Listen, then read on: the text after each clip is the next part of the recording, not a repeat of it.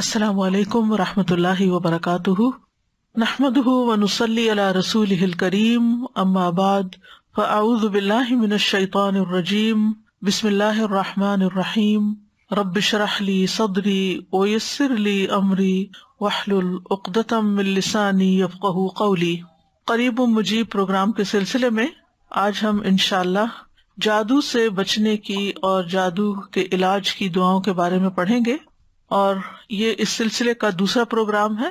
پہلے تو کہہ دیجئے کہ بے شک میں قریب ہوں، میں پکارنے والے کی پکار کا جواب دیتا ہوں جب وہ مجھے پکارے، تو ان کو چاہیے کہ وہ میرا حکم مانیں اور مجھ پر ایمان رکھیں تاکہ وہ ہدایت پائیں۔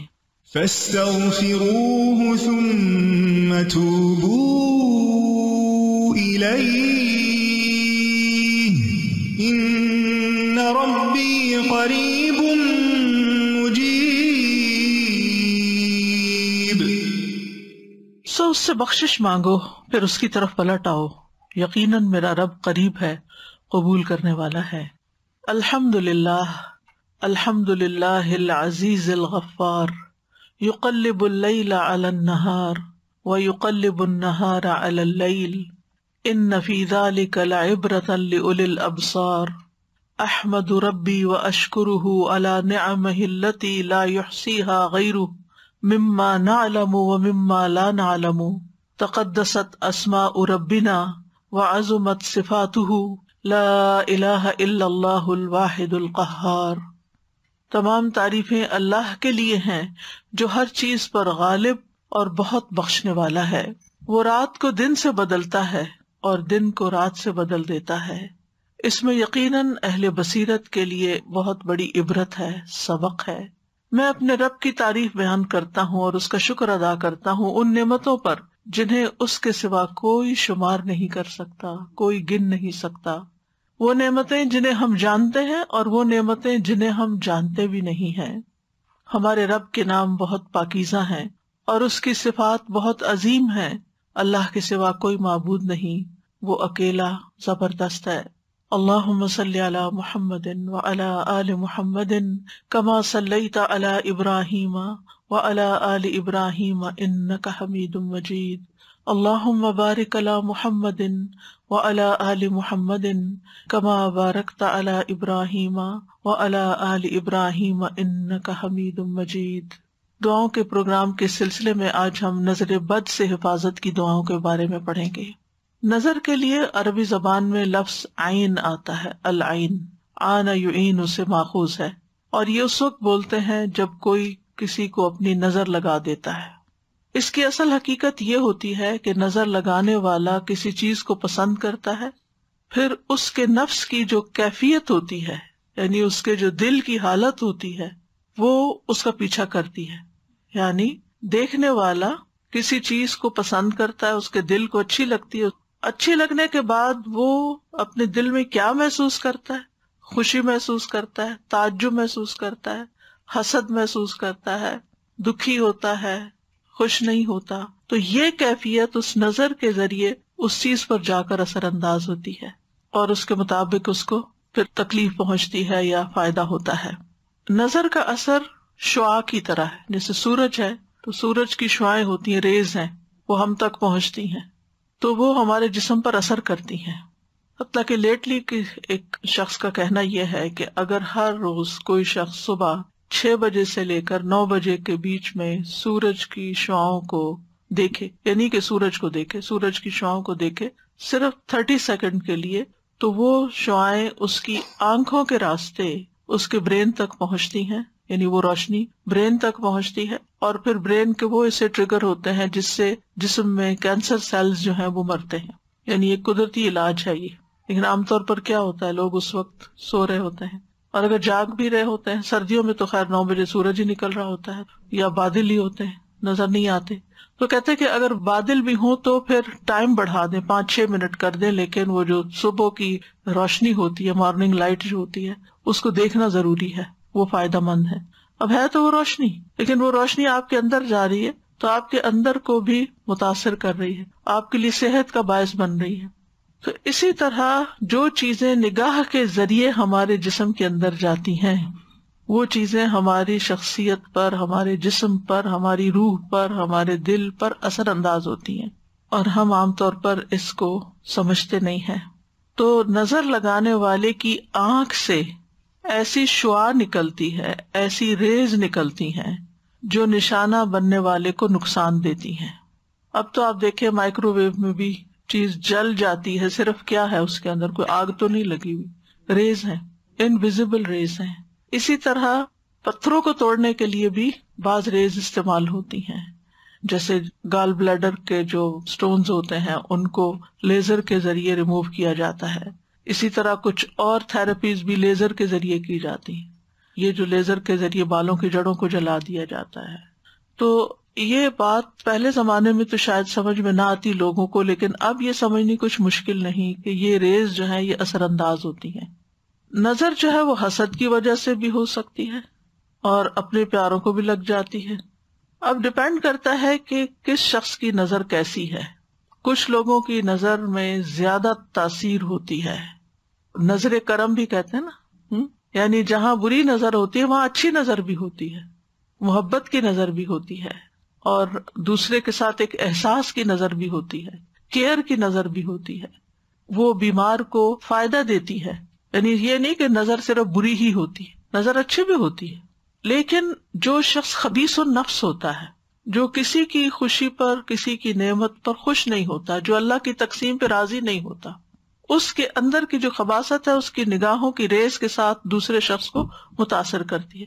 اور جو شخص جتنا کمزور ہوتا ہے اتنا ہی پھر وہ وکٹم بن جاتا ہے. اسی لیے آپ دیکھیں کہ بچوں کو نظر زیادہ لگتی ہے، کیونکہ بچے ابھی کمزور ہوتے ہیں، ان کو نہیں پتا ایمان کیا ہے، ان کو نہیں پتا قرآن کیا ہے، ان کو ابھی کچھ پتا نہیں ہے، تو نہ وہ اپنے لیے کوئی دعائیں پڑھ سکتے ہیں اور نہ ہی وہ اپنے لیے کوئی دم کر سکتے ہیں.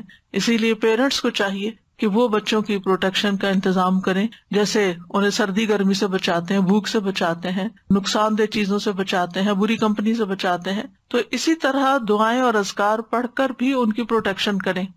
حضرت ابراہیم علیہ السلام اپنے دونوں بیٹوں کے لیے دعا پڑھا کرتے تھے، اعوذکما بکلمات اللہ التامات من کل شیطان وہامۃ ومن کل عین لامۃ. اسی طرح نبی صلی اللہ علیہ وسلم حضرت حسن اور حسین پر، جبکہ ابھی وہ بچے تھے، ان پر بھی یہ پروٹیکشن کی دعا پڑھتے تھے نظر سے بچنے کے لیے. تو یہ جو نظر بد جس کو کہتے ہیں، جو انسان کو تکلیف دیتی ہے، اس میں بنیادی طور پر آنکھ کا ہی کردار ہوتا ہے. ابن القیم کہتے ہیں یہ زہریلے تیر ہوتے ہیں، یعنی نظر کے اندر سے جو ریز نکلتی ہیں وہ تیروں کی طرح ہوتی ہیں، جو نظر لگائے ہوئے شخص کی طرف حاسد اور نظر لگانے والے کے نفس سے نکلتے ہیں. کبھی اس کو یہ تیر لگ جاتے ہیں اور کبھی خطا بھی ہو جاتے ہیں.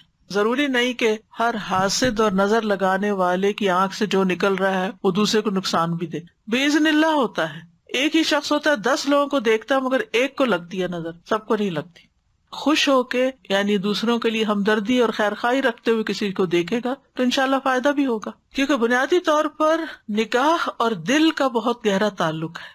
تو دل کے اندر سے دل کی جو کیفیت ہوتی ہے وہ ٹرانسفر ہوتی ہے نگاہ کے ذریعے، نظر کے ذریعے دوسرے شخص پر، یعنی وہ دوسرے کو جا کے متاثر کرتی ہے، دوسرے کو جا کے لگتی ہے. تو اسی لیے تزکیے کا حکم ہے.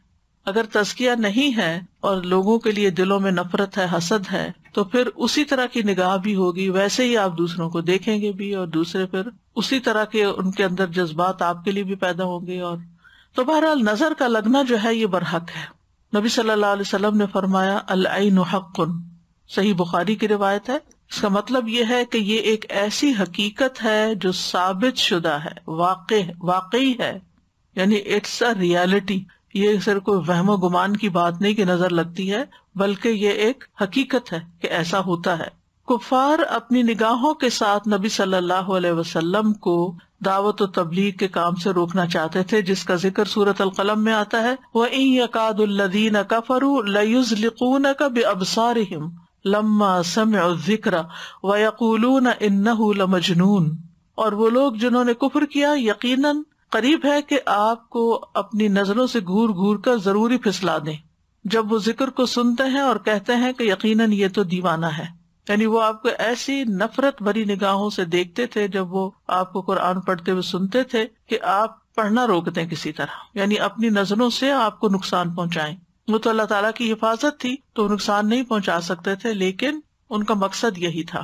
اور بالکل ایسے ہی ہوتا ہے کہ اگر آپ کسی سے بات کر رہے ہوں اور دوسرا شخص نفرت سے آپ کو دیکھ رہا ہو یا غصے سے دیکھ رہا ہو تو آپ اپنا کانفیڈینس بعض اوقات لوز کر جاتے ہیں. حالانکہ وہ کہہ کچھ نہیں رہا ہوتا، لیکن صرف اس کے دیکھنے کا انداز ایسا ہوتا ہے جس کو گھورنا کہتے ہیں بعض اوقات، تو وہ یعنی آپ کو آپ کی بات سے ہٹا دیتا ہے، یا آپ کی کنوکشن لوز ہو جاتی. ابن عباس رضی اللہ عنہما اس کی تفسیر میں کہتے ہیں اس کا مطلب یہ ہے کہ وہ اپنی نگاہوں سے تمہیں نظر بد لگا دیں. ابن کثیر کہتے ہیں اس میں اس بات کی دلیل ہے کہ اللہ عز و جل کے حکم سے نظر کا لگ جانا اور اس کی تاثیر کا پیدا ہو جانا برحق ہے. اسی لیے اللہ سبحانہ وتعالیٰ نے نبی صلی اللہ علیہ وسلم کو حاسد کے حسد سے اور حاسد کے شر سے پناہ مانگنے کا حکم دیا.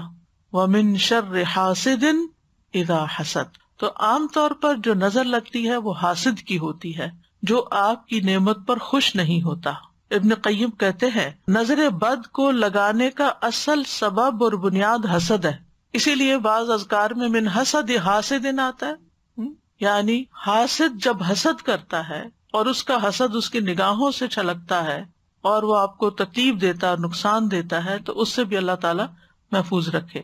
لیکن ضروری نہیں کہ صرف حسد کی بنیاد پر، بعض اوقات حسد کے علاوہ بھی، جیسے آگے میں وضاحت کروں گی کہ تعجب کی بنیاد پر، ایکسائٹمنٹ کی وجہ سے، محبت کی وجہ سے بھی نظر لگ جاتی ہے، جیسے ماں کی بچے کو لگ جاتی ہے.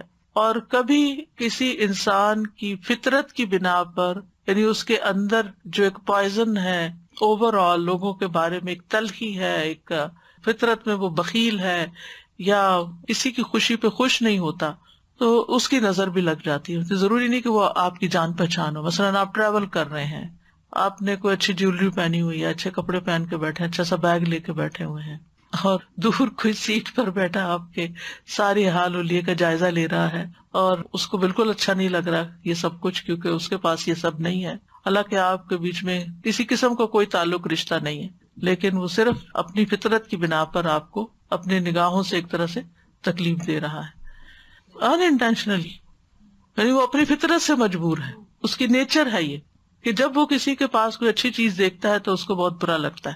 تو کسی کی بھی خوبی دیکھ کر جو برا خیال انسان کے اندر پیدا ہوتا ہے وہ عام طور پر حسد کہلاتا ہے. ماہرین نفسیات بھی کہتے ہیں کہ انسان اپنے ارادے، خواہش اور توجہ کے ذریعے دوسروں پر بہت جلد اثر انداز ہو سکتا ہے.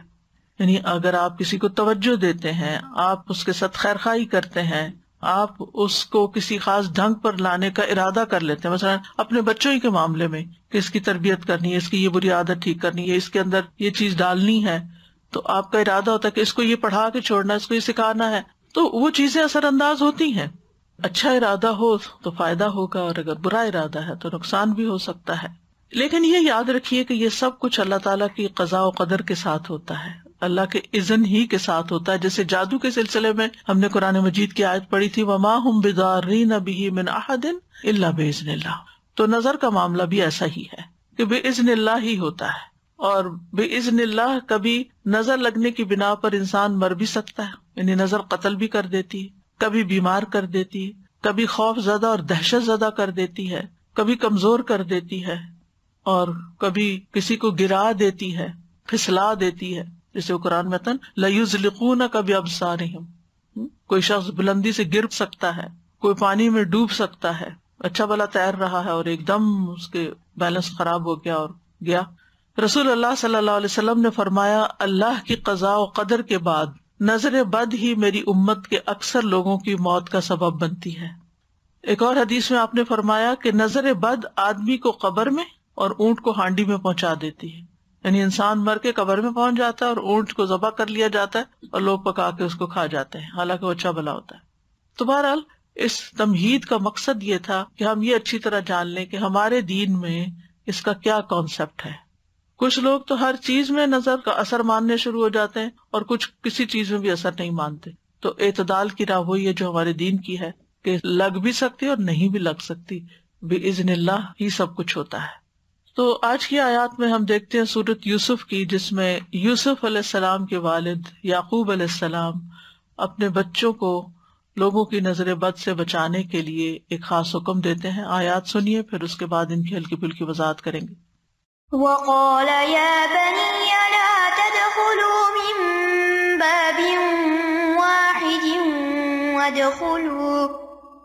وادخلوا من أبواب متفرقة وما أغني عنكم من الله من شيء إن الحكم إلا لله عليه توكلت وعليه فليتوكل المتوكلون ولما دخلوا من حيث أمرهم أبوهم ما كان يغني عنهم من الله من شيء إلا حاجة في نفس يعقوب قضاها وإنه لذو علم لما علمناه ولكن أكثر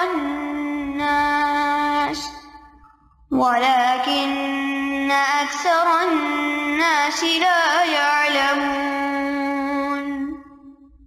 اور یعقوب نے کہا اے میرے بیٹو تم سب شہر میں ایک دروازے سے داخل نہ ہونا بلکہ تم مختلف دروازوں سے الگ الگ داخل ہونا اور میں اللہ کی طرف سے آنے والی کسی چیز سے تمہیں نہیں بچا سکتا. حکم تو صرف اللہ ہی کا چلتا ہے، اسی پر میں نے توکل کیا اور اسی پر پس چاہیے کہ توکل کرنے والے توکل کریں. اور جب وہ شہر میں اسی طرح داخل ہوئے جس طرح ان کے والد نے انہیں حکم دیا تھا تو انہیں اللہ کے مقابل کوئی چیز کام نہ آئی سوائے اس کے کہ یعقوب کے دل میں ایک خیال آیا تھا جسے اس نے پورا کیا، اور بے شک وہ البتہ علم والا تھا جو ہم نے اسے سکھایا تھا لیکن اکثر لوگ جانتے نہیں. یعقوب علیہ السلام نے جب بنیامین کو باقی بیٹوں کے ساتھ مصر بھیجا تو اس وقت انہیں نصیحت کی کہ اے میرے پیارے بچوں تم سب ایک دروازے سے شہر میں داخل نہ ہونا. یا بنیہ، مجھے بڑی حیرت ہوتی ہے، یہ سائیڈ نوٹ ہے، بڑی حیرت ہوتی ہے کہ ان بچوں نے کتنی تکلیف دی تھی یعقوب علیہ السلام کو. زندگی بھر کا روگ لگا لیا تھا، اپنے بھائی کو بظاہر مار ڈالا تھا، ختم کر دیا تھا، لیکن باپ کا رویہ کیسا رہا اولاد کے ساتھ؟ وہ ان پہ ناراض نہیں ہوئے، انہوں نے ان کو گھر سے نہیں نکالا، انہوں نے ان کو تانے نہیں دیے، انہوں نے ان کو بات بات پر ڈانٹا نہیں، بلکہ یا بنیا کہہ کے پکارتے ہیں. اس میں تربیت اولاد کا ایک بہت بڑا پہلو چھپا ہوا ہے کہ اولاد اپنی ہی ہے نا، جو بھی کرے وہ اپنی ہی ہے نا. اگر آپ ان کے لیے نہیں تو پھر کون ہوگا؟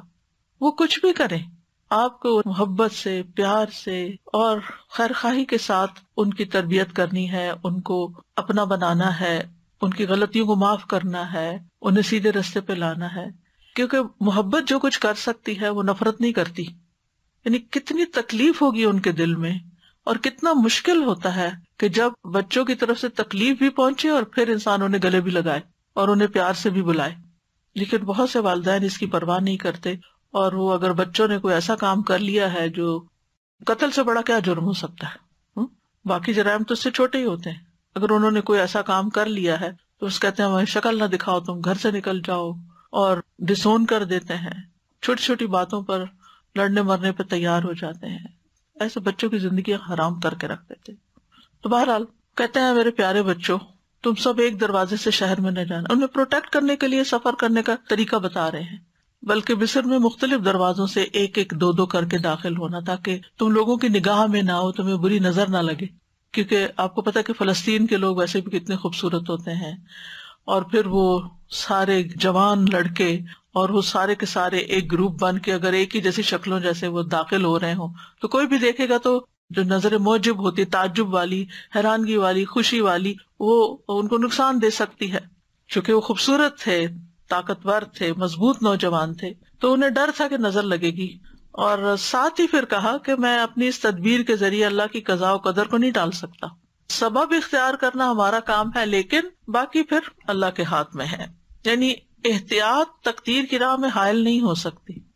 تمام فیصلے اللہ کے اختیار میں ہیں، اس میں کسی اور کا کوئی دخل نہیں ہے. اس لیے میں اس پہ توکل کرتا ہوں. تو ایسے تمام معاملات جن کے معاملے میں انسان کا دل چھوٹا ہوتا ہے، خوف ہوتا ہے، انسان کو چاہیے کہ تدبیر اختیار کرے اور باقی اللہ پہ بھروسہ کرے اور اپنا دل ہلکا کر لے. تو کہتے ہیں کہ تمام لوگوں کو بھی صرف اسی پہ بھروسہ کرنا چاہیے، یعنی وہ ساتھ دوسروں کو بھی سبق سکھا رہے ہیں. تو بہرحال یوسف علیہ السلام کے بھائی مصر پہنچ کر والد کی نصیحت کے مطابق مختلف دروازوں سے شہر میں داخل ہوئے، لیکن ہوا وہی جس کی کھٹک تھی ان کے دل میں کہ بنیامین کے ساتھ وہ واقعہ پیش آ گیا اور بنیامین کو انہیں وہیں چھوڑنا پڑا. وقال یا بنی لا تدخلوا من باب واحد وادخلوا من ابواب متفرقہ، اے بچوں ایک دروازے سے نہیں مختلف دروازوں سے داخل ہونا. وما اغنی عنکم من اللہ من شیء ان الحکم الا للہ علیہ توکلت وعلیہ فلیتوکل المتوکلون. یعنی انسان اپنا مطلوب اور مقصود توکل کے ذریعے حاصل کر سکتا ہے. وَلَمَّا دَخَلُوا مِنْ حَيْثُ أَمَرَهُمْ أَبُوهُمْ مَا كَانَ يُغْنِي عَنْهُمْ مِنَ اللَّهِ مِنْ شَيْءٍ. تو پھر جب وہ اسی طریقے پہ داخل ہوئے جس پہ ان کے والد نے انہیں گائیڈ کیا تھا، لیکن وہ تدبیر ان کے کام نہ آئی. إِلَّا حَاجَةً فِي نَفْسِ يَعْقُوبَ قَضَاهَا، مگر یہ ایک ایسی ایک ضرورت تھی، ایک حاجت تھی، ایک تڑپ تھی جو یعقوب علیہ السلام کے دل میں تھی کہ جس کو انہوں نے پورا کیا تھا. یعنی ایک خیال تھا جو انہوں نے بیان کر دیا، اور ان کا خیال ایسا ویسا نہیں تھا. وَإِنَّهُ لَذُو عِلْمٍ لِمَا عَلَّمْنَاهُ، وہ ہمارے دیے ہوئے علم کی بنا پر صاحب علم تھا. اس نے علم کی بنا پر یہ بات کہی تھی.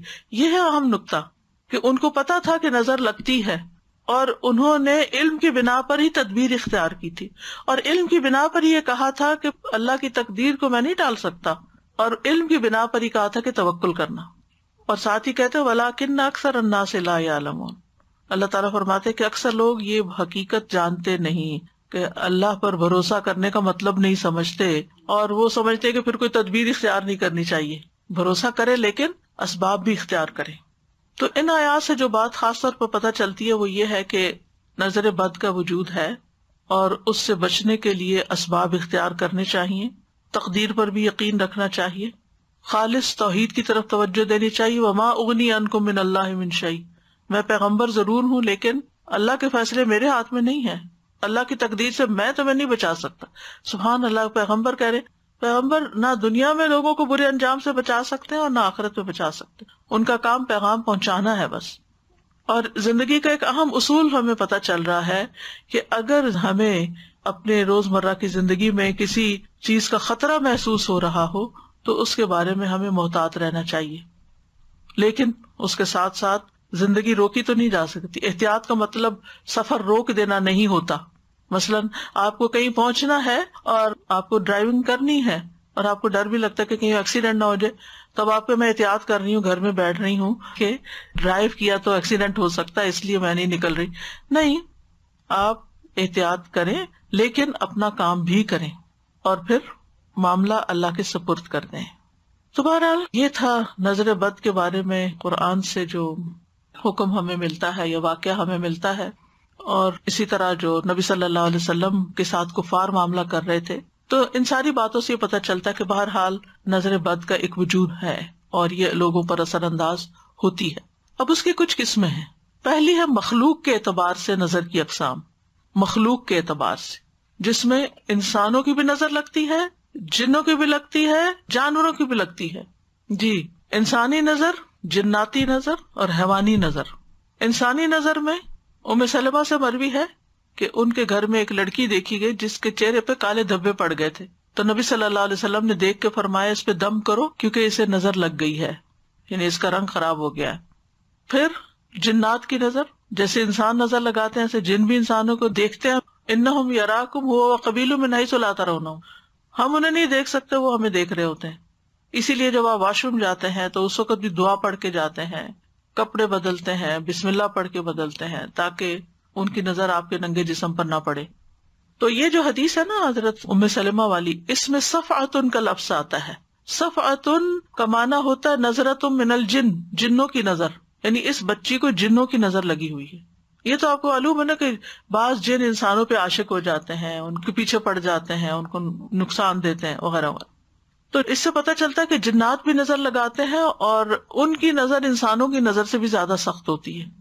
ابو سعید خدری رضی اللہ عنہ کہتے ہیں کہ رسول اللہ صلی اللہ علیہ وسلم جنوں اور انسانوں کی نظر بد سے پناہ مانگا کرتے تھے. یہاں تک کہ معوذتین نازل ہوئی. جب یہ نازل ہوئی تو آپ نے انہیں پڑھنا شروع کر دیا اور ان کے علاوہ باقی چیزیں چھوڑ دی، یعنی نظر کے لیے، حسد، نظر، جادو، سب شر کے بچنے کے لیے. میں سوچتی ہوں ہمارا دین اتنا خوبصورت ہے، لیکن مشکل یہ کہ ہم اس پر عمل نہیں کرتے اور مصیبت کا شکار رہتے ہیں. ہم سب جانتے ہیں نا کہ ہر نماز کے بعد معوذتین پڑھنی چاہیے. کتنے لوگ پڑھتے ہیں؟ یہ نہیں تو مجھے حساب نہیں دینا، لیکن کہنے کا مطلب یہ ہے کہ ہمارے مسلمانوں میں سے کتنے لوگ اس کا اہتمام کرتے ہیں.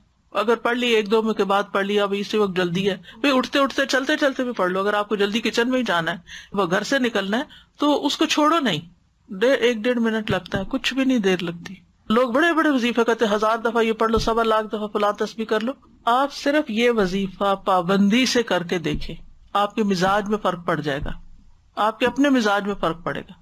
کیونکہ ہر انسان کسی نہ کسی طرح، آب و ہوا میں پولوشن ہے، پھر لوگوں کی نظریں ہیں، لوگوں کی باتیں ہیں، طرح طرح کے مسائل ہیں، یہ ساری چیزیں مل کے انسان کو اندر سے گھٹا ہوا کر دیتی ہیں، اس کی صلاحیتوں کو بند کر دیتی ہیں، اور انسان کے اندر کچھ خوف، توہمات اور پتہ نہیں کیا کچھ پیدا ہو جاتا ہے، حتیٰ کہ انسان بیکار ہو جاتا ہے. لیکن اگر آپ ہر نماز کے بعد توجہ کے ساتھ یہ پڑھ کے، اگر آپ کو زیادہ پریشانی ہے، یعنی کوئی طبیعت جیسے خراب ہے، تو ہاتھوں پہ پڑھ کے سر سے لے کے پورے جسم پر ہاتھ پھیرے، جھاڑے خود کو. اگر دل زیادہ غمگین ہے تو صرف دل کے مقام پر پڑھ کے جھاڑ دیں. اور اگر ٹھیک ہے، ماشاءاللہ صحیح سلامت ہے، اللہ ہمیشہ ایسے رکھے، تو آپ ویسے ہی پڑھیں. یہ سنت ہے، ثواب سمجھ کے پڑھیں. اگر ہم سنتوں کا اہتمام شروع کر دیں نا، تو ہمارے بہت سے مسائل خود بخود حل ہو جائیں. ہمیں دین میں کوئی بھی چیز بے وجہ نہیں سکھائی گئی کہ اس وقت یہ کام کر لو اور اس وقت یہ کر لو. ہر ایک چیز کا ایک مقصد ہے. وَلَٰكِنَّ أَكْثَرَ النَّاسِ لَا يَعْلَمُونَ. لہٰذا وہ مشکلات کا شکار رہتے ہیں. پھر آپ دیکھیے کہ تیسری ہے حوانی نظر. جیسے آپ نے گھر میں پیٹ رکھا، بلی ہے مثلا. اچھا، اب یہ ہے آپ خود کھانا کھا رہے ہیں، اب بلی آپ یوں بیٹھ کے دیکھ رہی ہے، تو آپ دیکھیں کہ ان کو تو دکھ ہوگا کہ مجھے کیوں نہیں دے رہے، یا مجھے تو ایک بدمزہ کھانا دے دیتے ہیں اور خود مزے مزے کے خوشبو والے کھانے کھاتے ہیں. تو اسی طرح کو طوطا، کبھی طوطا چشم سنا ہے؟ طوطا رکھا ہوا آپ نے گھر میں، تو وہ آپ کو گھور گھور کے دیکھ رہا ہے. تو ان کی نظروں کا بھی شر ہوتا ہے جب وہ آپ سے ناراض ہوتے ہیں. مرغیاں رکھی ہوئی ہیں یا اور اسی طرح کے جانور ہو سکتے ہیں، تو ان سب کو بھی خوش رکھنا اور ان کے بھی شر سے محفوظ رہنا جو ہے وہ بھی ایک کام ہوتا ہے. کچھ لوگ کتا پال لیتے. ہم نے کبھی سوچا کہ کیوں منع کیا کہ کتا اندر نہ رکھو؟ کوئی وجہ ہوگی نا، کوئی اس کا نقصان یا شر ہوگا نا جس کی وجہ سے ہمیں منع کیا گیا. لعاب دہن کا تو ہم سب کو پتہ ہی ہے کہ اس کے اندر ایسی چیزیں ہیں کہ جو نقصان دیتی ہیں، لیکن اس کے علاوہ اس کی نگاہوں کا بھی شر ہو سکتا ہے، اور یہ بھی اس کی فطرت کہ ہو سکتا ہے کسی وقت وہ غصے میں آ جائے اور آپ ہی کو چیٹ پھاڑ کرے. تو یعنی کہ آرگیومنٹ ہر وقت نہیں کرنی چاہیے، یہ کیوں منع کر دیا، ہمارے دین میں تو یہ بھی منع ہے اور وہ بھی منع ہے، زندگی مشکل ہے. بھئی کوئی تمہارے ہی فائدے کے لیے منع ہے، جو چیزیں منع ہے ان کو اللہ نے اس لیے نہیں بنایا کہ تم اپنے گھر میں رکھو ان کو، انہیں کسی اور کام کے لیے بنایا.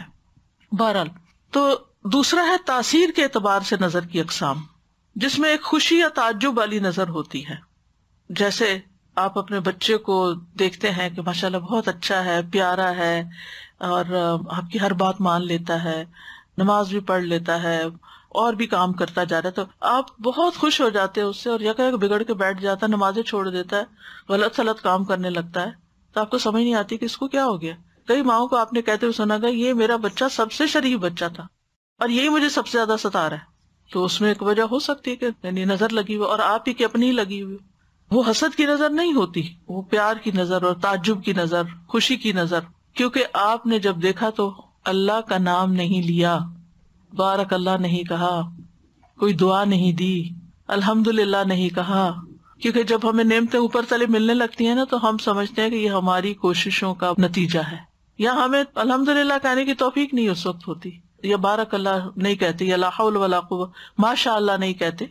وہ باغ والے کا قصہ سورۃ الکہف میں آتا ہے نا، تو اللہ تعالیٰ فرماتے ہیں وَلَوْلَا إِذْ دَخَلْتَ جَنَّتَكَ قُلْتَ مَا شَاءَ اللَّهُ لَا قُوَّةَ إِلَّا بِاللَّهِ إِن تَرَنِي أَنَا أَقَلَّ مِنْكَ مَالًا وَوَلَدًا. جب تو اپنے باغ میں داخل ہوا تو نے یہ کیوں نہ کہا ما شاء اللہ لا قوت الا باللہ. اپنا باغ ہے، اپنا گھر ہے. کبھی ایسا ہوتا ہے نا کہ آپ سارا گھر خوب صاف کر لیتے ہیں، چمک اٹھتا ہے، آپ ہر چیز نئے سرے سے جگہ بدل کے رکھتے ہیں، تو ایسا لگتا ہے کہ نئے گھر میں آ گئے. تو اس وقت ہم دیکھا میں نے کتنی محنت کی، دیکھا میں جب دل خوش ہو تو ماشاء اللہ کہیں، اپنا گھر دیکھ کے بھی ماشاء اللہ کہیں، اپنی شکل دیکھ کے ماشاء اللہ کہیں اگر بہت اچھی لگ رہی. اکثر لوگوں کو شکوہ ہی رہتا ہے.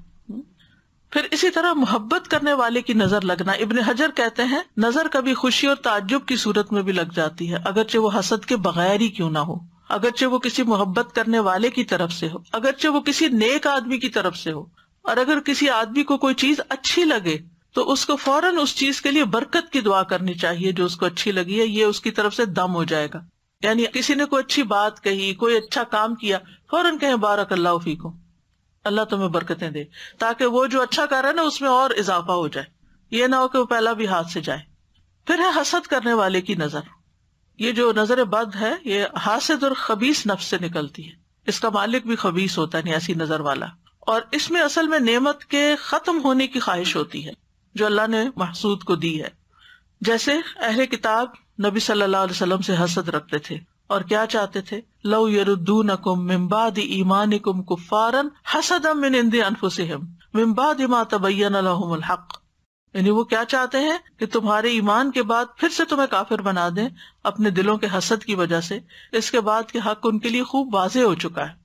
پھر ایک ہے بیمار کر دینے والی نظر، اور یہ وہ نظر ہے کہ جس کے لگنے سے انسان کے اندر جسمانی بھی اور روحانی بیماریاں پیدا ہو سکتی ہیں. نبی صلی اللہ علیہ وسلم نے فرمایا بے شک نظر بد آدمی کو اللہ کے حکم سے دیوانہ کر دیتی ہے، مجنون کر دیتی ہے، نفسیاتی مریض بنا دیتی ہے. پھر ہے العین المعطلہ متلفہ، کسی خاص عضو کو بیکار کر دینے والی نظر. یعنی جسم کا کوئی حصہ بہت خوبصورت کسی کو لگ رہا ہے اور وہ دیکھتا ہے تو وہ حصہ کام کرنا چھوڑ دیتا ہے، شل ہو جاتا ہے یا بیکار ہو جاتا ہے. پھر آگ والی نظر، مہلک نظر، اور یہ وہ قسم ہے کہ جس کو لگتی ہے اس کے اوپر فوری شدید ترین اثر ہوتا ہے. اسمائی کہتے ہیں میں نے ایک آدمی کو دیکھا، اس کی نظر بہت کثرت سے لگتی تھی. اس نے کسی گائے کے متعلق سنا کہ اس کو اس کے دودھ کی دھار کا نکلنا اچھا لگا، تو اس نے کہا ان میں سے کون سی گائے ہے؟ تو انہوں نے اس گائے سے توریہ کرتے ہوئے کہا کہ فلاں گائے ہے. کوئی اور گائے بتا دی، وہ دودھ والی نہیں بتائی کہ اس کو نظر نہ لگ جائے. ہوا یہ کہ دونوں ہی ہلاک ہو گئی، دودھ والی بھی دوسری بھی. میں نے اسمائی سے یہ بھی کہتے ہوئے سنا جب میں کوئی ایسی چیز دیکھتا ہوں جو مجھے اچھی لگتی ہے تو محسوس کرتا ہوں کہ میری آنکھوں سے ایک تپش حرارت نکلتی ہے، آنکھ میری گرم ہو جاتی ہے. اپنی فیلنگ، یعنی کہ ان کو یہ تھا کہ میری نظر لگ جاتی ہے. تو بعض اوقات کسی کو نہیں پتا کہ اس کی نظر لگتی ہے یا نہیں، لیکن بعض لوگوں کو خود محسوس ہو جاتا ہے کہ دیکھنے کے بعد اس کی آنکھیں جیسے جلن سی ہونے لگتی ہے نا آنکھوں میں، اس طرح کی کیفیت پیدا ہو جاتی ہے. جی السلام علیکم استاذہ جی. ایک صاحبہ خود کہتی ہیں کہ میری نظر بہت پتھر پہاڑ ہے تو مجھ سے سنبھل کے رہنا. تو ریئلی ان کو دیکھ ان کو فیل ہوتا ہے، بلکہ جب وہ کچھ بھی ایسے دیکھتی ہیں سب نے محسوس کیا ہے کہ نظر لگتی ہے ان کی، کیونکہ ان کے یہاں ایک ایکویریم تھا اور وہ فش بہت پھل پھول رہی تھی اچھی بہت. تو کہنے لگی کہ میں نے اس کو بولا بس تم جو ہے نا بہت کھا لیا تم نے، تم بہت زیادہ اچھی ہو رہی ہے تو صبح مر جانا. اور یقین کریں وہ صبح میں فش ختم ہو گئی. اور ایک دن وہ آئی اور انہوں نے کہا وہ تمہارے گلاس کتنے پیارے ہیں، لیکن ماشاءاللہ نہ میں کہہ سکی، بھول گئی. اور تو صبح میں وہ دونوں گلاس جب ڈش واشر سے نکالے اسی کونے سے جہاں انہوں نے کہا تھا نا اس کے کونے کتنے پیارے ہیں جو اوپر کی، وہ دونوں ٹوٹے ہوئے تھے. تو ماشاء اللہ کہنا بہت بہت ضروری، اگر وہ نہیں کہہ رہی تو خود کہنا ضروری ہے. ماشاء اللہ. اب نظر لگنے کی وجوہات کیا ہوتی ہیں؟ پہلی بات یہ کہ جو کچھ ہوتا ہے اللہ کے حکم سے ہوتا ہے. ان الحکم الا للہ. اللہ سبحانہ تعالیٰ نے چونکہ یہ زندگی یہ دنیا آزمائش کے لیے بنائی ہے، تو جس طرح اور چیزیں کچھ ہمارے لیے بیماری کا باعث بنتی ہیں، وائرسز ہیں، بیکٹیریاز ہیں، جراثیم ہیں، ایسے ہی یہ چیز بھی امتحانوں میں سے ایک امتحان ہے، اللہ کے لشکروں میں سے ایک لشکر ہے. پھر اسی طرح یہ یاد رکھنا چاہیے کہ ما اصاب من مصیبت الا باذن اللہ، اللہ کے اذن سے ہی مصیبت آتی. پھر یہ کہ یہ تقدیر میں تکلیف لکھی ہوتی ہے، اس کا سبب بن جاتا ہے کوئی. نبی صلی اللہ علیہ وسلم نے فرمایا نظر لگنا برحق ہے، اگر کوئی چیز تقدیر پر غالب آ سکتی تو وہ نظر بد ہے. ایک وجہ یہ بھی ہے کہ انسان کی زندگی میں اذکار اور تلاوت اور اللہ کے نام کی کمی ہوتی ہے. ابن قیم کہتے ہیں کہ نظر بد ایک قسم کے تیر ہوتے ہیں جو محسود اور معیون کی طرف حاسد یعنی حسد کرنے والے اور نظر لگانے والے کے نفس سے نکلتے ہیں. کبھی ان کا نشانہ لگ جاتا ہے، کبھی خطا ہو جاتا ہے. پھر اگر یہ تیر اس کو ننگا پاتے ہیں، اس پر کوئی بچاؤ کا سامان نہیں، یعنی اذکار وغیرہ کی کوئی لیئر نہیں، اور یہ کہ صبح شام کے اذکار کی حفاظت کرنے والا نہیں تو تیر اس کو لگ جاتا ہے اور اس پر اثر انداز ہو جاتا ہے. پھر اسی طرح یہ ہے کہ بعض اوقات اذکار وغیرہ پڑھنے کے باوجود بھی نظر لگ جاتی اور وہ انسان کا امتحان ہوتا ہے، تقدیر ہوتی ہے، آزمائش ہوتی ہے. اب اس کی علامات کیا ہوتی ہیں؟ کچھ تو جسمانی عوارض ہوتے ہیں، یعنی بیماریاں ہوتی ہیں، جیسے چہرے پہ دھبے پڑ جانا. وہ حضرت ام سلمہ والی حدیث میں جس بچی کے چہرے پر دھبے تھے سیاہ، تو نبی صلی اللہ علیہ وسلم نے اس کے لیے دم کرنے کا کہا. پھر بلا وجہ رونا آتے جانا، جیسے بچے بلا وجہ روتے چاہتے روتے، انہیں اٹھا رہے ہیں، بہلا رہے ہیں، کھلا رہے ہیں، پلا رہے ہیں، کچھ دے رہے ہیں، ان کو اثر ہی نہیں. اللہ اکبر. شاید آپ کو بھی کبھی یہ واقعہ پیش آیا ہو، بڑا بھی ہو سکتا ہے نا، بے وجہ رونا آتا چلا جاتا ہے، آتا چلا جاتا ہوتا ہے نا. یہ جو بچوں کا بلا وجہ روتے جانا ہے، اس کی دلیل یہ ہے کہ ایک مرتبہ نبی صلی اللہ علیہ وسلم تشریف لائے تو ایک بچے کے رونے کی آواز سنی. فرمایا یہ بچہ کیوں رو رہا ہے؟ کیا تم نے اس کو نظر بد کا دم نہیں کروایا؟ یعنی اس کو نظر لگی ہوئی ہے اس لیے رو رہا ہے. پھر بچوں کا کمزور ہو جانا، سب کچھ کھا رہے ہیں، پی رہے ہیں، بڑھ ہی نہیں رہے. آپ صلی اللہ علیہ وسلم نے اسماء بنت امیس سے کہا کیا بات ہے، میں اپنے بھائی یعنی جعفر کے بیٹوں کے جسموں کو دبلا پتلا دیکھتا ہوں، کیا انہیں فقر و فاقہ رہتا ہے؟ انہوں نے کہا نہیں، بلکہ انہیں نظر بد بہت جلد لگ جاتی ہے. آپ نے فرمایا انہیں دم کرو. انہوں نے آپ کے سامنے چند کلمات پیش کیے تو آپ نے فرمایا انہیں دم کرو. نہیں ٹھیک ہے، یہ پڑھ کے دم کر دو. پھر اسی طرح بعض اوقات گرنا اور پھسلنا، یعنی آپ چل رہے ہیں، ٹھیک ٹھاک چل رہے ہیں، جیسے اس دن کسی بہن نے کہا تھا کہ ان کا پاؤں فریکچر ہو گیا تھا چلتے چلتے، یا اسی طرح انسان گر پڑتا چلتے ہوئے، یا اوپر سے پھسل جاتا ہے، یا کوئی بھی ایسی وجہ بھی بن جاتی، یعنی ٹھیک چل رہا ہوتا ہے معاملہ اور اچانک بے وجہ کوئی ایسی مصیبت آ پڑتی ہے. رسول اللہ صلی اللہ علیہ وسلم نے فرمایا بے شک نظر آدمی کو دیوانہ کر دیتی ہے اللہ کے حکم سے، حتیٰ کہ کبھی ایسا ہوتا ہے کہ وہ اونچی جگہ پر چڑھتا ہے پھر وہاں سے گر پڑتا ہے. ابن عباس کہتے ہیں نبی صلی اللہ علیہ وسلم نے فرمایا نظر کا لگ جانا برحق ہے اور یہ اوپر چڑھنے والے کو پھسلا دیتی ہے. کبھی جان خطرے میں پڑ جاتی، شدید بیماری لاحق ہو جاتی ہے. عبداللہ بن عامر کہتے ہیں کہ عامر بن ربیعہ اور سہل بن حنیف یا حنیف دونوں غسل کرنے کے ارادے سے نکلے. وہ کوئی اوٹ تلاش کر رہے تھے کہ چھپ کے ذرا نہا لیں. سہل نے اون کا جبہ اتارا. عامر کہتے ہیں میں نے اسے دیکھا تو اسے میری نظر لگ گئی، وہ پانی میں اتر کر نہانے لگ گیا. میں نے پانی میں اس کے بڑبڑانے کی آواز سنی، میں اس کے پاس آیا، 3 دفعہ آواز دی، اس نے جواب نہ دیا. پھر میں نبی صلی اللہ علیہ وسلم کے پاس آیا اور ساری بات بتائی. آپ تشریف لائے اور پانی میں داخل ہو گئے. گویا میں اب بھی آپ کی پنڈلیوں کی سفیدی دیکھ رہا ہوں. آپ نے اس کے سینے پر 3 دفعہ ہاتھ مارا، پھر یہ دعا دی اللہم اذہب عنہ حرہا وبردہا ووصبہا، اے اللہ اس کی گرمی اور سردی اور بیماری اور لاغری دور کر دے. پھر کھڑے ہوئے اور فرمایا جب کسی کو اپنے بھائی کا وجود یا کوئی مال پسند آئے تو اس کے لیے برکت کی دعا کرے کیونکہ نظر کا لگ جانا برحق ہے. یعنی وہ اتنی دیر میں ہی جیسے گویا کہ دنیا سے جانا شروع ہو گئے. اسی طرح دیگر جسمانی علامات بھی ہوتی ہیں، جیسے سر کا دکھنا، بے وجہ بخار چڑھ جانا بغیر کسی وجہ کے، دونوں یا کسی ایک کندھے میں درد ہونا جیسا کہ کوئی انگارہ یا تپش ہو، ایک کندھے میں یا بازو کا پیچھے ایک جگہ ایسے جلنے سے لگ جاتی ہے. پشت کے نچلے حصے میں درد ہونا یعنی بیک بون پہ نیچے کی طرف.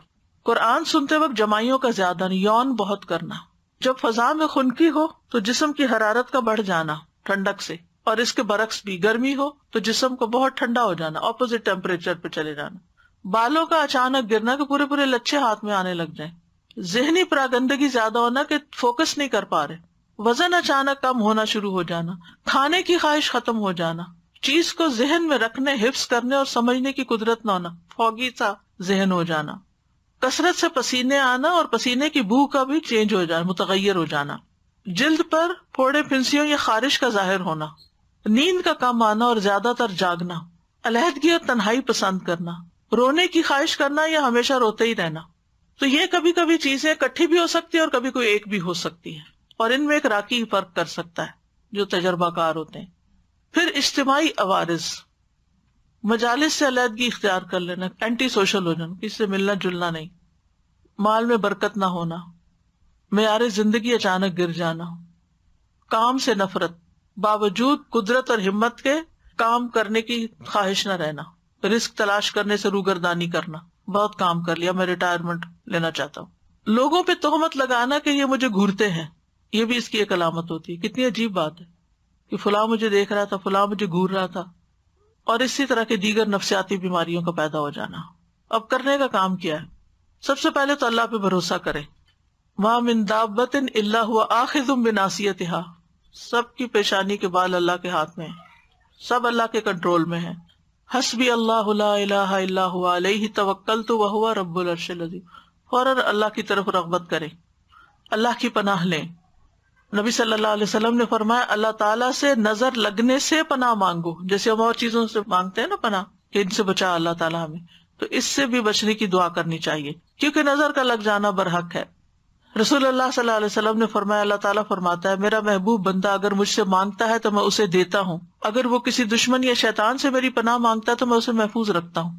پھر نعمتوں کو چھپانا، بہت زیادہ نعمتوں کا اظہار نہ کریں، لوگوں کو نہ بتائیں میرے پاس یہ بھی ہے یہ بھی ہے یہ بھی ہے، کیونکہ دوسرے لوگوں کو پھر حسد ہونے لگتا ہے.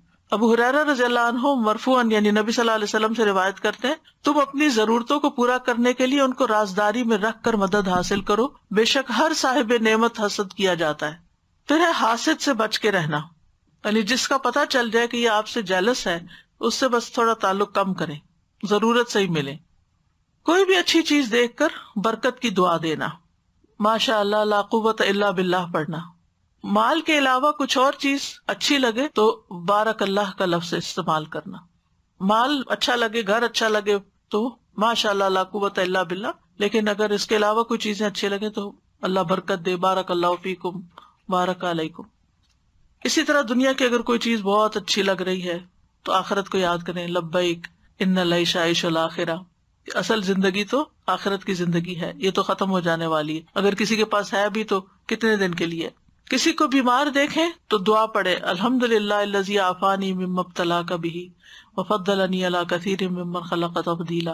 پھر شرکیہ کاموں سے بچنا، نظر اتارنے کے لیے ایسے کام نہیں کرنا کہ جس میں شرک ہو. پھر کچھ لوگوں سے بچ کے رہنا جن کے یہ خصائص ہوں، لیکن کچھ لوگ ایسے ہوتے ہیں جو آپ کے والدین بھی ہو سکتے ہیں، ان میں سے کوئی آپ کے بچے ہو سکتے ہیں، بہن بھائی ہو سکتے ہیں، رشتے نہیں کاٹنے لیکن ڈسٹنس. محتاط نمبر 1 ایسا شخص جو بہت شکایتیں کرنے والا ہو، جس کو ہر ایک سے شکایت ہو، اس سے بچ کے رہیں، اس سے دور رہیں کیونکہ وہ آپ کو بیمار کر دے گا ہر وقت منفی باتیں کر کر کے. نمبر 2 عربی میں کہتے ہیں مصاص السعادہ، جو آپ کی خوشی کو سک کر لے، خوشیاں سک کر لینے والے. وہ کیسے کرتے ہیں؟ یعنی آپ کے خوش ہونے کا وقت ہے وہ کوئی ایسی بات کریں گے کہ آپ کی خوشی دری کی دری رہ جائے گی. اور یہ ایک دفعہ نہیں کئی دفعہ آپ تجربہ کر چکے ہیں کہ آپ کو اللہ نے کوئی نعمت دی ہے، کوئی گھر دیا ہے، اولاد دی ہے، کوئی ڈگری دی ہے، کوئی چیز جو دنیا کی نعمتیں ہیں، اب وہ پہنچ جاتے ہیں. مثلا ہمیں تو تم نے پوچھا ہی نہیں تھا، ہمیں تو بتایا ہی نہیں تھا، یعنی ایسی بات کریں گے کہ آپ بھول ہی جائیں گے کہ آپ نے کس لیے لوگوں کو انوائٹ کیا تھا. پھر شک کرنے والے لوگ جو آپ کی ہر چیز پر شک کریں، آپ کہاں تھے، آپ کیا کر رہے تھے، آپ نے یہ کیوں کیا. اور خاص طور پر اگر ہسبینڈ شکی ہو یا بیوی، یہ نہیں صرف ہسبینڈ ہوتے ہیں، یقین کرے میں نے عورتوں کو زیادہ دیکھا ہے مردوں پہ شک کرتے ہوئے. کئی خواتین نے یہ مسئلہ مجھ سے پوچھا کہ ہم اپنے ہسبینڈ کے موبائل چیک کرتے ہیں، از اٹ اوکے؟ اگر آپ کو مصیبت میں پڑنا ہے تو کر لیں چیک. یعنی اپنے آپ کو خود پریشان کرنے والی بات ہے نا، تجسس کیوں کرتے ہیں؟ کوئی کام ہو سکتا ہے، کوئی بات ہو سکتی ہے، لیو اٹ، اللہ پہ توکل کریں. نمبر 4 آپ کو کنٹرول کرنے والے، ان لوگوں سے بچ کے رہیں. کچھ لوگ یعنی کہ آپ کو اپنی مرضی سے سانس بھی نہ لینا دینا چاہیں، ہر وقت وہ آپ کے اوپر ایک یعنی اعتراض شروع کر دیں گے کہ آپ نے یہ کیوں کیا، آپ وہاں کیوں جا رہے ہیں، یہ کرنے کی کیا ضرورت ہے. یعنی وہ چاہتے ہیں ہر چیز ان کی مرضی کے مطابق ہو. پھر کمیونیکیٹ نہ کرنے والے، یعنی آپ کے ساتھ کنورسیشن نہیں کرتے، آپ کے ساتھ تعلق ہے، آپ سے بات نہیں کرتے، آپ کے پیچھے پیچھے باتیں کرتے. یعنی آپ ان سے کوئی بات کرنا چاہتے ہیں، وہ آگے سے کچھ اور، آپ کچھ کہہ رہے ہیں، وہ کچھ اور کہہ رہے ہیں. عجیب تماشا ہے، یعنی ایسی ڈسپیرٹی ہے کہ نہ آپ کی بات ان کو سمجھ آ رہی، نہ ان کی آپ کو سمجھ آ رہی. پھر وہ لوگ جو بہت زیادہ اپنے آپ کو ڈیفینڈ کرتے ہیں، میرا یہ مقصد نہیں تھا، میں نے اس لیے نہیں کیا، میں نے وہ نہیں کیا، اس میں بھی انسان پریشان ہوتا ہے کہ میں نے تو پوچھا ہی نہیں کہ آپ نے کیوں کیا اور کیوں نہیں کیا. پھر اسی طرح حسد کرنے والے، یعنی جو لوگ آپ سے حسد کرتے ہیں ان سے بھی بچ کر رہیں، یعنی کم ملے ان سے، اپنی نعمتوں کا ان کے سامنے تذکرہ نہ کریں. پھر من چلے سے لوگ جو ہر وقت انہیں کوئی کسی ایک بات پر نہ رہیں، ہر وقت اپنا سٹینس بدل دیں.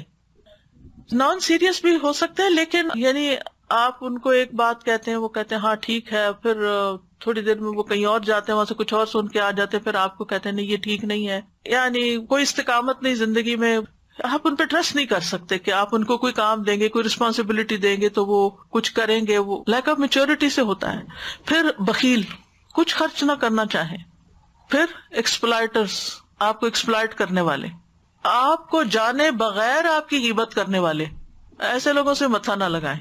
یا کسی کو جانے بغیر, مثلا نہ آپ کسی پولیٹیشین کو جانتے ہیں, نہ آپ کبھی اس سے ملے ہیں, نہ آپ کو کوئی حقیقت پتا ہے, جھوٹے پروپیگنڈے سن کے آپ بھی ساتھ شامل ہو جاتے ہیں, فلاں چور ہے, فلاں ایسا, فلاں ویسا. یہ آپ نے کون سی چیز دیکھی تھی, آپ کی آنکھوں نے دیکھی تھی یا کانوں نے, اس کے منہ سے کچھ سنا تھا, فرسٹ ہینڈ انفارمیشن کیا آپ کے پاس. اس قسم کے لوگ جو لوگوں کی برائیاں آپ سے آ کے کریں, ان سے بھی بچ کے رہیں. تو یہ سارے لوگ کسی نہ کسی طرح آپ کی زندگی کو حرام کر دیتے ہیں. پھر آپ کہیں گے جائیں کہاں؟ اگر ہمارے اندر اس میں سے کوئی چیز ہے تو اس کو باہر نکال دیں. دوسری بات یہ ہے کہ سبق اس سے یہ ملتا ہے کہ ٹو مچ سوشلائزنگ جو ہے وہ انسان کے لیے نقصان دہ ہے, کیونکہ ہم میں سے ہر ایک کے اندر ان میں سے کوئی نہ کوئی چیز ہو سکتی ہے نا, بلکہ ہے کسی نہ کسی درجے, تھوڑی صحیح زیادہ صحیح کرتے ہیں نا کچھ, تو پھر خواہ مخواہ کی یعنی انسان کی زندگی ضائع ہوتی ہے, وقت ضائع ہوتا ہے, صلاحیتیں ضائع ہوتی ہیں. بہتر ہے انسان کو پروڈکٹیو انسان بننے کے لیے اپنی زندگی کا کوئی گول رکھیں, اپنے آپ کو مصروف کریں اور کسی کام میں اپنے آپ کو لگا لیں تاکہ ان چیزوں سے آپ کو چھٹکارا ہو. پھر قرآن سے علاج کریں, کیونکہ قرآن شفا ہے. قل هو للذین آمنوا ھدی وشفاء, سورۃ فصلت میں آتا ہے, سورۃ اسراء میں ہے وَنُنَزِّلُ مِنَ الْقُرْآنِ مَا هُوَ شِفَاءٌ وَرَحْمَةٌ لِّلْمُؤْمِنِينَ وَلَا يَزِيدُ الظَّالِمِينَ إِلَّا خَسَارًا. یاد رکھیے جس طرح قرآن ہدایت ہے نا, ایسے ہی قرآن شفا ہے. قرآن سے ہدایت بھی لینی چاہیے, قرآن سے شفا بھی حاصل کرنی چاہیے. ہم ہدایت کی کتاب تو اس کو سمجھتے ہیں کہ ہدایت کے لیے پڑھو, لیکن شفا کے لیے نہیں پڑھتے, تو شفا کے لیے بھی پڑھنے کی ضرورت ہے. حضرت عائشہ کہتی ہے کہ رسول اللہ صلی اللہ علیہ وسلم ایک مرتبہ ان کے پاس تشریف لائے تو دیکھا کہ ایک عورت انہیں دم کر رہی ہے. آپ نے فرمایا کتاب اللہ کے ساتھ اس کا علاج کرو. سورۃ فاتحہ سے علاج, وہ جو ایک سردار کو بچھو کاٹ گیا تھا جس نے مسلمانوں کی مہمانی سے انکار کیا تھا, تو ان کا جو لیڈر تھے انہوں نے ان کو دم کر کے ان کا علاج کیا. سورۃ البقرہ کی تلاوت کرنا اور سننا, نبی صلی اللہ علیہ وسلم فرمایا سورۃ البقرہ پڑھا کرو, کیونکہ اس کا پڑھنا باعث برکت اور اس کا چھوڑنا باعث حسرت ہے, اور جادوگر اس کو حاصل کرنے کی طاقت نہیں رکھتے. تو روز پڑھنے کا وقت مقرر کریں, شفا کی نیت سے پڑھیں, ہدایت کی نیت سے بھی پڑھیں لیکن شفا کی نیت سے بھی پڑھیں. اور اس وقت میں اور کام, موبائل بند, لوگوں کے ساتھ بات چیت بند, اپنا وظیفہ کر کے اٹھیں. خاص طور پر اگر بیمار ہیں یا کوئی مسئلہ ہے, کر سکے تو روز ایک دفعہ پڑھ لے, پوری آدھی پڑھ لے, 4 حصے کر لیں, اس کے 6 حصے کر لیں, جیسے بھی آسانی ہو. پھر نظر اور حسد سے متعلق جو آیات ہیں ان کی تلاوت کرنا, جیسے وَإِن يَكَادُ الَّذِينَ كَفَرُوا, یہ ایک کارڈ ہے بڑا خوبصورت سا ایول آئی کے بارے میں. یہ جو میں آپ کو معلومات دے رہی ہوں اس میں سے کچھ معلومات بھی آپ کو اس میں ملیں گی اور دعائیں بھی ملیں گی. پھر اسی طرح نظر اور تکلیف کو دور کرنے والی دعائیں, یہ کارڈز موجود ہیں, ان سے فائدہ اٹھائیں. پھر نظر اور حسد کا رقیہ پڑھنا یا سننا, دونوں طرح ٹھیک ہے, پڑھنا زیادہ بہتر ہے, ورنہ سننا تو فائدہ دے گا انشاءاللہ. معوذتین, ہر نماز کے بعد لازم, صبح شام 3 بار, نمازوں کے دوران بھی.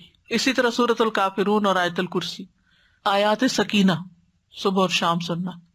تیسرا ہے دعاؤں اور دم کے ذریعے علاج. صبح شام اذان کو تکرار کے ساتھ غور سے سننا. اب یہاں چونکہ اذان نہیں ہوتی کہیں, تو کمپیوٹر پہ لگا لیں اور اچھی طرح اس کو توجہ سے سنیں. اور اگر آپ مسجد جاتے ہیں تو اللہ کے لیے باتیں کرنے کی بجائے توجہ سے اذان سن کے جواب دے کے دعا کریں اپنے لیے, وہ قبولیت کا وقت ہوتا ہے. پھر اسی طرح نظر لگنے پر دم کرنا. حضرت عائشہ فرماتی کہ رسول اللہ صلی اللہ علیہ وسلم نے مجھے حکم دیا کہ نظر بد لگ جانے پر دم کر لیا جائے, بخاری کی روایت ہے. امر ان یسترقى من العین, یہ جو لوگوں میں غلط فہمی پائی جاتی ہے نا, کسی سے رقیہ نہیں کرانا چاہیے. اب یہاں پر آپ دیکھیں یہ حدیث ہے بخاری کی. حضرت عائشہ کہتی ہیں امرنی رسول اللہ صلی اللہ علیہ وسلم ان یسترقى من العین, مجھے نبی صلی اللہ علیہ وسلم نے حکم دیا کہ نظر بد لگ جانے پہ دم کر لیا جائے. یہ حکم ہے آپ کا کہ علاج کرو اس سے. مسلم کی روایت میں آتا ہے انس بن مالک رضی اللہ عنہ سے دم کرنے کے بارے میں, انہوں نے کہا بخار, پہلو کے پھوڑے اور نظر بد میں دم کرنے کی اجازت دی گئی ہے, یعنی اس کا علاج دم سے کر سکتے ہیں. ہاں, شرکیہ دم سے بچنا چاہیے. جس دم سے بچنے کا حکم ہے نا وہ شرکیہ دم ہے. عوف بن مالک کہتے ہیں ہم جاہلیت میں دم کیا کرتے تھے. ہم نے عرض کیا اللہ کے رسول صلی اللہ علیہ وسلم آپ اس بارے میں کیا فرماتے ہیں؟ آپ نے فرمایا تم اپنے دم میرے سامنے پیش کرو. کیا پڑھتے تھے؟ اور ایسے دم میں کوئی حرج نہیں جس میں شرک نہ ہو. یعنی اس کا مطلب کیا ہے پھر کہ وہ اگر قرآن اور سنت سے نہیں بھی لیکن الفاظ صحیح ہیں, اللہ کو پکارا جا رہا ہے, تو اس سے بھی دم کر سکتے ہیں, اس کی بھی اجازت ہے. کیونکہ بعض لوگ اس پہ اعتراض اٹھا دیتے ہیں, یہ جو آپ پڑھ رہے ہیں یہ سنت میں تو نہیں لکھا ہوا یہ لفظ. یعنی جب تھوڑا تھوڑا دین پڑا ہوتا ہے نا, پھر ہر چیز میں ہم آبجیکشن شروع کر دیتے ہیں, اس کی ڈیپتھ میں جائے بغیر, اس کے اصل مقصد کو سمجھے بغیر. نظر بد کا ایک خاص علاج غسل ہے. جس کی نظر لگی ہو اس کے جسم کا وضو کے اعضاء کا پانی لے کر جسے نظر لگی ہو اس کے کندھوں پہ زور زور سے بہانا چاہیے, ایسے پھینکنا چاہیے اس کو. حضرت عائشہ فرماتی ہیں کہ آپ کے زمانے میں نظر لگانے والے کو حکم دیا جاتا تھا کہ وہ وضو کرے, پھر اس کے استعمال شدہ پانی سے جسے نظر لگی ہوتی ہے اسے غسل دیا جاتا. اس کا طریقہ کیا ہے؟ جب آپ نے حضرت عامر کو وضو کا حکم دیا تو انہوں نے اپنا چہرہ, ہاتھوں, کونیوں اور دونوں گھٹنے تک ٹانگیں, صرف پاؤں نہیں, گھٹنے تک تھوڑا سا ٹانگوں کا اندرونی حصہ, ان کو دھویا اور پھر اس پانی کو کلیکٹ کیا گیا اور حضرت سہیل کے پیچھے کندھوں پر پھینکا گیا, جس کی وجہ سے ان سے اثر دور ہو گیا. یعنی ایک آدمی ان کے سر پر ان کے پیچھے سے پانی بہا رہا تھا, ٹھیک ہے نا, کیونکہ اگر آگے سے پائیں گے تو منہ میں چلا جائے گا. پیچھے سے پیالے کو الٹ رہا تھا. جو ہی غسل ختم ہوا حضرت سہیل اس طرح چل دیے جیسے کوئی تکلیف ہی نہ ہوئی. جو ہاتھ دھونے کا حکم ہے نا, وضو کی طرح نا کونیوں تک دھونے ہوتے ہیں ہاتھ, ٹھیک ہے, پاؤں بھی گھٹنوں تک. پتہ نہیں کس کی لگی ہے, تو جس مجلس میں لگی ہے اس کے سارے لوگ ایک پیالے میں پانی کے اندر ہاتھ ڈالیں جی, اور پھر اس پیالے سے اس کے اوپر وہ پانی ڈالا جائے, چھینٹے مارے جائیں. اگر وہ چلا گیا ہے اب تو اس کی اگر کوئی بھی چیز ہے, اگر وہ چائے پی کے گیا مثلا, تو جس کپ میں اس نے چائے پی ہے نا وہ اس کا پانی لے لیا جائے. اگر اس کا کوئی کپڑا یا کوئی چیز ہے تو وہ پانی میں ڈبو لی جائے, یہ اس سے شفا ہو جاتی ہے. اصل میں اگر دین نہیں پڑھا نا اس لیے برا مانتے ہیں. اگر مجھ سے کوئی کہے کہ پانی دے دے تو میں تو دے دوں گی, مجھے تو کوئی مسئلہ نہیں ہے, میں تو انسان ہوں, کمزور ہو سکتا ہے, میری نظر لگ گئی ہے, نظر پر ہے کیا ہوا, محبت سے بھی لگ جاتی ہے. تو اگر نہیں پتا نا, تو یہ میں کہہ رہی ہوں کہ جہاں آپ کو لگا کہ اس مجلس میں گئی تھی اور یہاں لگی تھی, وہاں جتنے لوگ ہیں ان سے ریکویسٹ کریں کہ یہ پانی کا پیالہ ہے, اس کے اندر ہاتھ ڈال دیں, بس ہاتھ ڈالنا ہے سب نے, بس انہیں بتا دیں کہ یہ نظر کا علاج ہے اور سب کا پانی لے رہے ہیں تاکہ کوئی ایک پن پوائنٹ نہ ہو, ٹھیک ہے نا. پھر قرآنی آیات پڑھی جائیں جن میں لفظ حسد آتا ہے, جیسے کفارن حسدن من عند انفسہم, البقرہ 109, النساء 54, ام یحسدون الناس والی آیت. پھر سورۃ طٰہٰ 131, ولا تمدن عینیک الی ما متعنا بہ. سورۃ کہف 39, ولولا اذ دخلت جنتک قلت ما شاء اللہ. پھر سورۃ الملک 1-4, فرجع البصر هل تری من فطور والی آیت جو ہے نا, تبارک الذی سے لے کے ینقلب الیک البصر خاسئا وهو حسیر تک. پھر وَإِن يَكَادُ الَّذِينَ كَفَرُوا لَيُزْلِقُونَكَ والی آیت, سورۃ القلم 51. پھر سورۃ الاسراء کی آیت 82, وَنُنَزِّلُ مِنَ الْقُرْآنِ مَا هُوَ شِفَاءٌ. پھر سورۃ الشعراء, وَإِذَا مَرِضْتُ فَهُوَ يَشْفِينِ. پھر سورۃ فصلت آیت 44, وَلَوْ جَعَلْنَاهُ قُرْآنًا أَعْجَمِيًّا. پھر مسنون دعائیں ہیں, اعوذ بکلمات اللہ التامۃ من کل شیطان وہامۃ ومن کل عین لامۃ. میں پناہ لیتا ہوں اللہ کے پورے پورے کلمات کے ذریعے اور ہر ایک شیطان سے اور ہر زہریلے جانور سے, ہامہ, اور ہر نقصان پہنچانے والی بری نظر سے, لامہ. پھر اولاد کو اللہ کی پناہ میں دینا, جیسے نبی صلی اللہ علیہ وسلم صحیح بخاری کی روایت میں آتا ہے کہ حضرت حسن اور حسین کے لیے پناہ طلب کیا کرتے تھے, اعوذکما کہہ کے. اور یہ جو حامہ ہے نا, حامہ ہر موذی جانور ہوتا ہے, کیڑے مکوڑے, سانپ, بچھو وغیرہ ساری چیزیں آ جاتی ہیں اس میں. پھر صحیح مسلم کی روایت میں بسم اللہ ارقیک من کل شیء یؤذیک من شر کل نفس وعین حاسد اللہ یشفیک بسم اللہ ارقیک. دوسرے کو آپ دم کریں. یہ جبریل علیہ السلام نے نبی صلی اللہ علیہ وسلم پر دم کیا تھا. اب وہ جو لوگ کہتے ہیں دم نہیں کرانا چاہیے, تو پھر آپ انکار کر دیتے جبریل میں نے تو نہیں کرانا, تو میں ویسے ہی ٹھیک ہو جاؤں گا. سنن ابن ماجہ کی روایت ہے, نبی صلی اللہ علیہ وسلم کی خدمت میں جبریل حاضر ہوئے علیہ السلام, کہنے لگے اے محمد کیا آپ بیمار ہیں؟ آپ نے فرمایا جی ہاں.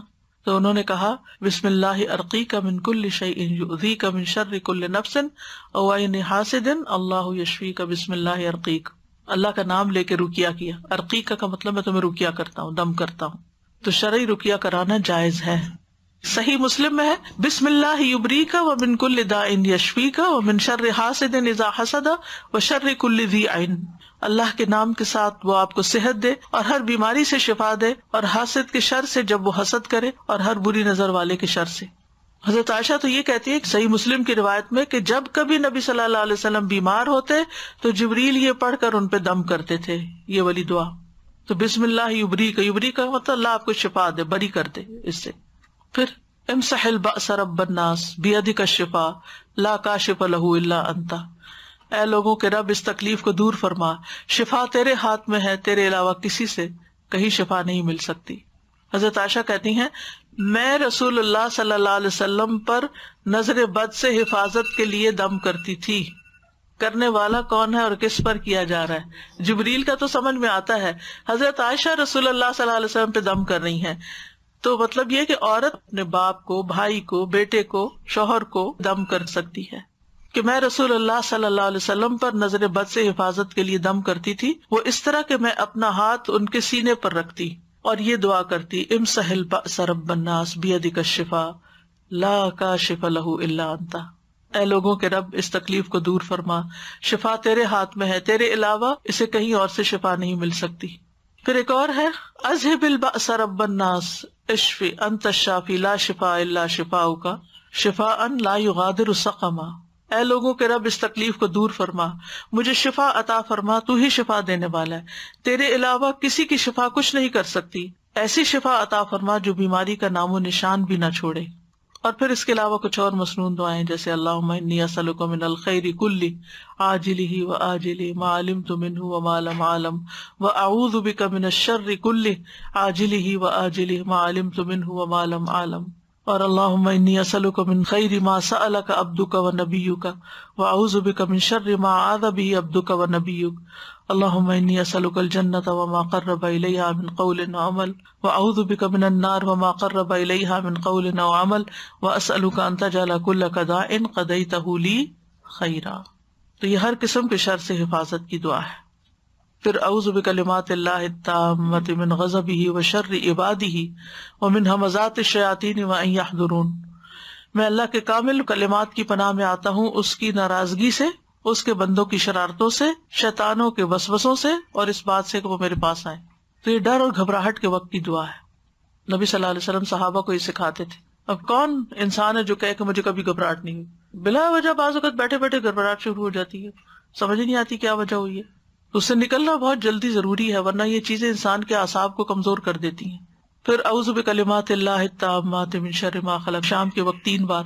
اور کسی جگہ اگر پڑاؤ کرے، کسی جگہ پر جائیں تو وہاں بھی پڑھ لیں. جہاں لوگوں کی گیدرنگ میں جائیں نا وہاں بھی پڑھ لیا کریں کہ کسی کی نظر نہ لگے، کیونکہ انسان خاص طور پہ تیار ہو کے جاتا ہے. بسم اللہ الذی لا یضر تو صبح شام ہے ہی 3 دفعہ. اور اللہم عافنی فی بدنی، اللہم عافنی فی سمعی، اللہم عافنی فی بصری، لا الہ الا انت، صبح شام 3 بار. تو یہ ساری چیزیں تو ہمارے دین نے ہمیں سکھا دی ہیں. ضرورت اس بات کی ہے کہ ہم ان پر عمل کرنے والے بنے. اللہ ہمیں توفیق عطا فرمائے. ڈاکٹر صاحب ایک کوشچن ہے کہ کچھ دعائیں تو ایسی ہیں جو مجھے دعا کیجیے یا آپ کے یہ جو گرین سا کارڈ ہے اس میں ملتی ہیں، لیکن کچھ ایسی چیزیں بھی ہیں جو آپ پڑھتی ہیں لیکن مجھے ان کا سورس نہیں ملتا، تو مجھے پلیز گائیڈ کر دیجیے. ایکچولی مشکل کیا ہے، 10 سال پہلے علم کچھ اور طرح تھا، پھر وقت کے ساتھ ساتھ دعا کرتے رہے کہ اللہ میرا علم زیادہ کر دے تو اللہ تعالیٰ اور نئی چیزیں دکھا دیتا ہے. تو الحمدللہ اس لیے جیسے آج کچھ دعائیں آپ کو بتائی ہیں یہ پہلے کبھی نہیں بتائی تھی، جیسے آیات بتائی ہیں نظر لگنے پر، اس سے پہلے کبھی نہیں بتائی. تو وہ پھر یہ ہے کہ سن کے لکھ لیا کریں جب میں بولتی ہوں. استاذہ پانی میں دم کر کے جو پلانے کا ہے وہ کون سا، صرف معوذتین ہے یا اور بھی کوئی دم ہے جس کو پڑھ کے دے دیں کہ کنٹینیوسلی پانی میں پیتے رہو اگر کسی پہ شک ہے کہ کچھ بھی نہیں ہو رہا ہے؟ پانی پہ بھی دم کر سکتے ہیں، شہد پہ کر سکتے ہیں، کلونجی پہ کر سکتے ہیں، دوائی پہ کر سکتے ہیں، یعنی جو دوا آپ کھاتے ہیں کوئی بیماری کے اس پہ بھی دم کر سکتے ہیں. تو کوئی اسپیسیفک دم یا پورا رقیہ پڑھے یا صرف سورۃ فاتحہ؟ سب سے بہترین رقیہ تو سورۃ فاتحہ ہے. سورۃ فاتحہ، اگر اور کچھ نہیں پڑھنا تو سورۃ فاتحہ 1 دفعہ 3 دفعہ 7 دفعہ وہی پڑھ لیں. اور امیجن کر کے کر سکتے ہیں اگر پانی بھی نہیں پہنچ پا رہا یا نہیں پہنچ پا رہے ہیں کوئی انسان کے، اس کو امیجن کر کے. پیشنٹ جو ہے وہ اسپتال میں پڑے نا، آپ جا سکتے ہیں فون کر کے دم کر دیں، فون پہ بھی ہو سکتا ہے، فون پہ امیجن. جزاک اللہ. تو سر جیسے ہم خود نہیں کر سکتے تو جیسے بہت لمبا رکیہ تو یوٹیوب کے اوپر رکیہ ہے، تو ایسے کر سکتے ہیں کہ پانی کی بوتلیں آگے رکھ دیں اور رکیہ چلتا رہے؟ وہ بھی چلتا رہے اور آپ بھی لیٹ جائیں اور بالکل بیچ میں کوئی ڈسٹربنس نہ ہو، کنٹینیوسلی وہ ہو اور پھر اس پانی کو استعمال کر لیں. جیسے استاذہ ایک بچی کا سنا ہے بہت ہی اچھے طریقے سے ان کا نکاح ہوا الحمدللہ، جوان دونوں، اور دونوں ایک دوسرے کو بہت پسند کرتے تھے، لیکن اچانک اتنا وہ بچہ ڈپریشن میں چلا گیا اور یہ بچی ڈپریشن میں چلی گئی اور ان کا بالکل کے اوپر آ رہا ہے. تو ڈیفینیٹلی ایسے ہی لگ رہا ہے کہ جیسے نظر، تو ان کو دم ہی کرنا چاہیے. بالکل. ایک بات یاد رکھیے، جتنی اس وقت میں دعائیں نہیں کروا رہی ہوں نا، یہ ساری انشاءاللہ دعائیں ایپ کے اندر جا رہی ہیں. کچھ چلی گئی ہیں، کچھ جائیں گی. یہ سارے لیکچرز بھی اس ایپ میں ڈلوا رہے ہیں تاکہ اگر کسی کو دوبارہ سننا ہو تو ادھر ادھر ڈھونڈنے کی بجائے اسی ایپ کے اندر سن لیں. اس کا ٹائٹل قریب و مجیب ہے، تو اس کے اندر یہ سارے ٹائٹل کے ساتھ سارے لیکچرز آڈیو بھی موجود ہوں گے، اور ان کے اندر کی جو دعائیں ہیں وہ نکال کے ٹیکسٹ کی صورت میں بھی انشاءاللہ ڈالیں گے. وآخر دعوانا ان الحمد للہ رب العالمین. سبحانک اللہم وبحمدک، اشہد ان لا الہ الا انت، استغفرک واتوب الیک. السلام علیکم ورحمۃ اللہ وبرکاتہ.